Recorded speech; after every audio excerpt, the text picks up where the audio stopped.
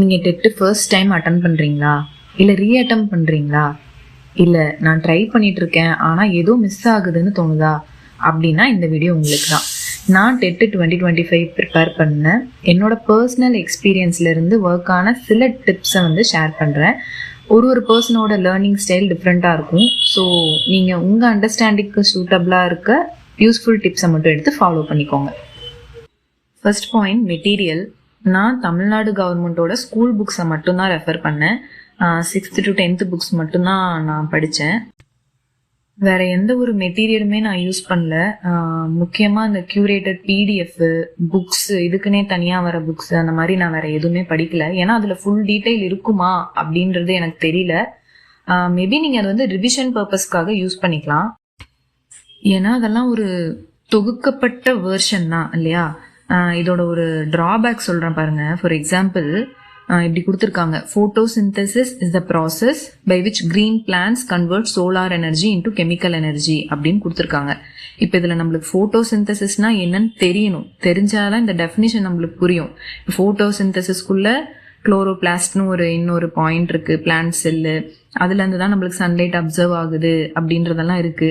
இப்போ இதோட டெஃபினிஷனே தெரியாமல் இதை நம்ம படித்தோம்னா இதை பேஸ் பண்ணி வர கொஸ்டினுக்கு நம்ம எப்படி கரெக்டாக ஆன்சர் பண்ணுவோம்? இது எல்லாருக்கும் தெரிஞ்ச பாயிண்ட் தான், இருந்தாலும் ஈஸியாக கனெக்ட் பண்ணிக்கிறதுக்காக இந்த எக்ஸாம்பிள் சொன்னேன். ஸோ நான் ப்ரிஃபர் பண்ணுறது எப்பயுமே தமிழ்நாடு கவர்மெண்ட்டோட ஸ்கூல் புக்ஸ் தான். Second point, previous year question paper. இது எவ்வளோ இம்பார்ட்டன்ட்னு சொல்லுவேன்னா 10 out of 10. ரொம்ப ரொம்ப ரொம்ப இம்பார்ட்டண்ட்டு. ஏன்னா இப்போ ஒரு எக்ஸாம்பிள் சொல்கிறேன்.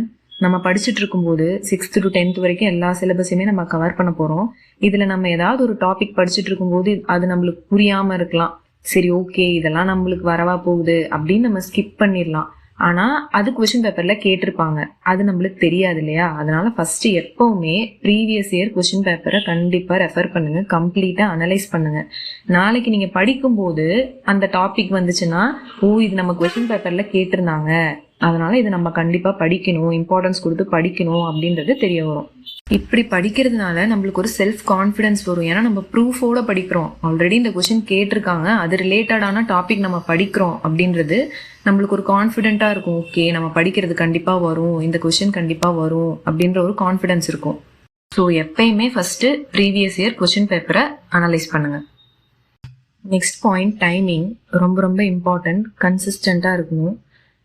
இந்த டைமில் தான் படிக்கணும், அந்த டைமில் தான் படிக்கணும்னு யாரோட ஸ்கெடியூலையும் ஃபாலோ பண்ணாதீங்க. உங்கள் ஃப்ரெண்ட்ஸ் கூட டிஸ்கஸ் பண்ணுங்கள், ஷேர் பண்ணிக்கோங்க. பட்டு அவங்களோட ஸ்கெடியூலை நீங்கள் ஃபாலோ பண்ணாதீங்க. ஒரு நாளைக்கு 4 hours படிக்கணும், 5 hours படிக்கணும், டிபெண்டிங் ஆன் யோர் ஸ்பீட். உங்களோட அண்டர்ஸ்டாண்டிங்கை பொறுத்து நீங்கள் ஒரு டைமிங் வச்சுக்கோங்க. ஆனால் மற்றவங்களோட ஸ்கெடியூலை நீங்கள் ஃபாலோ பண்ணீங்கன்னா, இப்போ அவங்க 5 to 7 மார்னிங் படிக்கிறாங்க, நீங்களும் படிப்பீங்க. இன்னைக்கு உங்களுக்கு டைம் இருக்கும், ஆனால் நாளைக்கு உங்களுக்கு டைம் இருக்காது. இது நீங்கள் கில்ட்டாக எடுத்துகிட்டு போவீங்க. ஸோ இது தேவையில்லை. உங்களுக்கு எந்த டைம் ஃப்ரீயோ, உங்களுக்கு எந்த டைம் கம்ஃபர்டபுளோ அந்த டைமில் படிங்க. ஆனால் 4 to 5 hours படிக்கணும் அப்படின்றத மட்டும் மைண்டில் ஃபிக்ஸ் பண்ணிக்கோங்க. டெட்டு கிளியர் பண்ணுறதுக்கு நான் பார்க்குற 2 முக்கியமான பாயிண்ட், ஒன்று கான்செப்ட், இன்னொன்று ஸ்ட்ராட்டஜி. ஸ்ட்ராட்டஜினா வேற ஒன்றும் இல்லை. இப்போ நம்ம பார்த்தோம்ல, ஃபர்ஸ்ட் ப்ரீவியஸ் இயர் கொஸ்டின் பேப்பரை கம்ப்ளீட்டாக அனலைஸ் பண்ணணும், அப்போ தான் நம்மளுக்கு ஒரு கான்ஃபிடென்ட் கிடைக்கும்னு. இந்த மாதிரி குட்டி குட்டி ஸ்ட்ராட்டஜிஸ் நீங்கள் ஃபாலோ பண்ணிக்கலாம். Second, concept. ஒரு டாபிக் எடுத்தீங்கன்னா அதில் ஆதி முதல் அந்தம் வரை எல்லா கான்செப்டும் கிளியராக இருக்க மாதிரி படிங்க. இப்போ இந்த லெசன் இன்னைக்கு நான் முடிச்சாகணும்னு டிசைட் பண்ணிட்டேன், என்னோட ஸ்கெடியூலில் போட்டேன், அதனால முடிக்கணும் அப்படின்றதுக்காக அவசரமாக படிச்சிங்கன்னா கான்செப்ட் புரியாது. இப்போ ஏரியா பெரிமீட்டர் பற்றி நீங்கள் ஒரு லெசன் படிக்கிறீங்கன்னு வச்சுக்கோங்க. டைரெக்டாக சம்முக்கு ஸ்கிப் ஆகக்கூடாது. அதுக்கு ஃபர்ஸ்ட் ஏரியானா என்ன, பெரிமீட்டர்னா என்னன்றது புரிஞ்சுக்கணும். அதுக்கப்புறம் அதுக்கான ஃபார்முலாஸ், இப்போ ஸ்கொயருக்கு ஏரியா பெரிமீட்டர், சர்க்கிளுக்கு ஏரியா பெரிமீட்டர், அதோட ஃபார்முலாஸ் முடிச்சுட்டு சம்முக்கு போகணும். நான் ஏன் சொல்கிறேன்னா, ஒரு எக்ஸாம்பிள் சொல்கிறேன். நம்மளுக்கு கேட்குற கொஸ்டின் ஈஸியாக தான் இருக்கும், ஆனால் அதில் எந்த டைரக்ட் க்ளூவும் இருக்காது. ஃபார் எக்ஸாம்பிள், இப்போ ஒரு சர்க்கிள் ஷேப்பில் இருக்க ஒரு கிரவுண்டோட ரேடியஸ் கொடுத்துருவாங்க. இப்போ இதை சுற்றி ஒரு ஃபென்ஸ் அமைச்சிருக்கேன், இதில் நான் பெயிண்ட் பண்ணணும், அப்போ எனக்கு எவ்வளோ காஸ்ட் ஆகும் அப்படின்னு கேட்டிருப்பாங்க. இப்போ நீங்கள் இதுக்கு ஏரியா கண்டுபிடிப்பீங்களா, பெரிமீட்டர் கண்டுபிடிப்பீங்களா? கொஸ்டின்ல ஒரு வார்த்தை கூட இருக்காது. ஆனால் இந்த இடத்துல என்ன கண்டுபிடிக்கிறதுன்னு நம்மளுக்கு தெரியணும். அதுக்கு ஃபர்ஸ்ட் ஏரியானா என்ன, பெரிமீட்டர்னா என்னன்னு தெரியணும். அதுக்காக சொல்கிறேன், எதை படித்தாலும் கான்செப்டை கிளியர் ஆக்கிக்கிட்டு அதுக்கப்புறமா படிங்க. இது சின்ன எக்ஸாம்பிள் தான், உங்களுக்கு ரிலேட் ஆகிக்கணும் அப்படின்றதுக்காக தான் இந்த மாதிரி எக்ஸாம்பிள் சொல்கிறேன். Next point notes. எப்பயுமே படிக்கிறத நோட்ஸாக எழுதி வச்சுக்கோங்க. உங்களோட ஓன் ஹேண்ட் ரைட்டிங்கில் இருக்கும்போது நாளைக்கு உங்களுக்கு படிக்கவும் இன்ட்ரெஸ்ட் இருக்கும். நிறைய பேர் இது வந்து டைம் வேஸ்ட்டு அப்படின்னு சொல்லுவாங்க. ஆனால் நீங்கள் நாளைக்கு ரிவிஷன் பண்ணும்போது இது ரொம்பவே ஹெல்ப்ஃபுல்லாக இருக்கும்.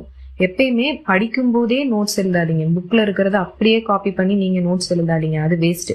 உங்களுக்கு எப்படி புரியுதோ, ஃபார் எக்ஸாம்பிள் நீங்கள் ஒரு இங்கிலீஷ் கிராமர் படிக்கிறீங்க, இல்லை ஒரு சயின்ஸில் ஒரு கான்செப்ட் படிக்கிறீங்கன்னா அது உங்களுக்கு எப்படி புரியுதோ உங்களோட ஓன் லாங்குவேஜில் நீங்கள் ஒரு ஹேண்ட் ரிட்டன் நோட்ஸாக எழுதி வச்சுக்கோங்க.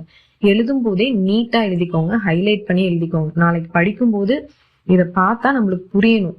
கசகசன்னு எழுதாம லைன் பை லைன் நீட்டாக எழுதி வச்சுக்கிட்டிங்கன்னா உங்களுக்கும் படிக்கிறதுக்கு இன்ட்ரெஸ்ட் வரும். நோட்ஸை வந்து ரொம்ப ரொம்ப ப்ரிஃபர் பண்ணுவேன். படிக்க உட்காரும் போதே ஒரு பென்னு ஒரு நோட்டோட உட்காருங்க. ஏன்னா நம்ம 6th-லேருந்து 10th வரைக்கும் 5 வருஷம் படிச்சதை 5 மாசத்துல முடிக்க போறோம்.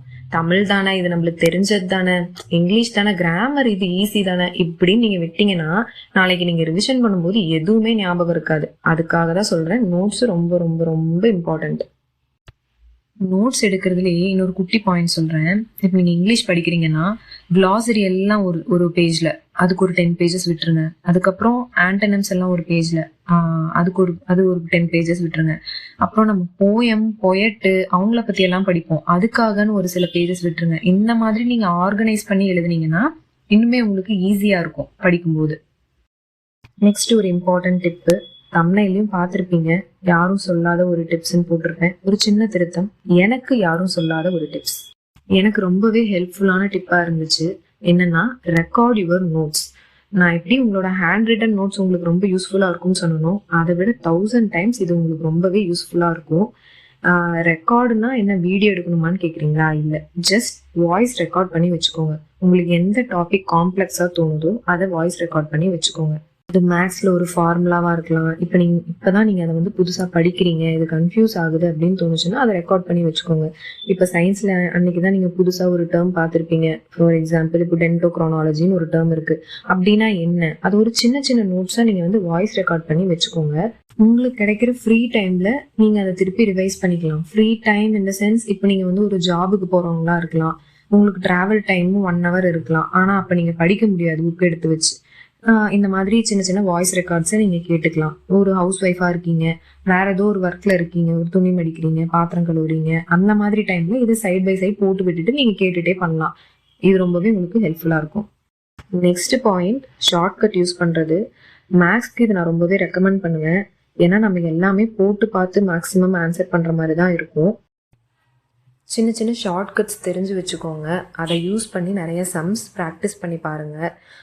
இப்போது எக்ஸாமில் ஒரு கொஷினுக்கு 4 ஆப்ஷன் கொடுத்துருக்காங்க. அந்த 4 ஆப்ஷனில் ஒன்றை வந்து நம்ம கொஷினில் அப்ளை பண்ணாலே ஆன்சர் கிடைச்சிடும். அந்த மாதிரி சம்ஸ்லாம் நிறையா இருக்குது. அதெல்லாம் நீங்கள் நிறையா ப்ராக்டிஸ் பண்ண தான் தெரியும். ஆனால் இன்னொரு விஷயம், லாஜிக் இல்லாமல் எந்த ஷார்ட்கட்டையும் பிளைண்டாக ஃபாலோ பண்ணாதீங்க. எப்படி சொல்கிறேன்னா, இப்போது இந்த சம்மில் மைனஸ் வந்துருச்சுன்னா நம்ம 0 ஆட் பண்ணிக்கணும், சம்மில் வந்து ப்ளஸ் இருந்துச்சுன்னா நம்ம 1 ஆட் பண்ணிக்கணும் அப்படின்னு ஒரு லாஜிக்கே இல்லாமல் அந்த மாதிரி ஷார்ட்கட்ஸ் எல்லாம் ஃபாலோ பண்ணாதீங்க. அதெல்லாம் வந்து ஒரு லாங் டேர்மில் உங்களுக்கு ஹெல்ப்பே பண்ணாது. அப்போதைக்கு அது ஈஸியாக இருக்கும், சால்வ் பண்ணுறது 1 minute நம்ம சால்வ் பண்ணிடுவோம். ஆனால் எக்ஸாம் வரைக்கும் அது ஹெல்ப் பண்ணுமான்னு கேட்டால் அது டவுட் தான். ஸோ லாஜிக்கோட ஷார்ட்கட்ஸ் யூஸ் பண்ணுங்கள், ப்ராக்டிஸ் பண்ணுங்கள். நெக்ஸ்ட் பாயிண்ட், ரிவைஸ் பண்ணுறது. ரிவைஸ் பண்ணுறதுனா எப்படி பண்ணுறதுனா, இப்போ காலையில் ஒரு 1 hour தமிழ் படிச்சிருப்பீங்க, மதியம் ஒரு 2 மணி நேரம் மேக்ஸ் படிச்சிருப்பீங்க, ஈவினிங் 1 மணி நேரம் சயின்ஸ் படிச்சிருப்பீங்க. எண்ட் ஆஃப் த டே இன்னைக்கு காலையிலேருந்து என்னென்ன படிச்சிங்களோ, இப்போ நம்ம எல்லாத்தையும் நோட்ஸ் எழுதி வச்சுருப்போமா, அந்த நோட்ஸ் எல்லாம் கோ த்ரூ பண்ணுங்க.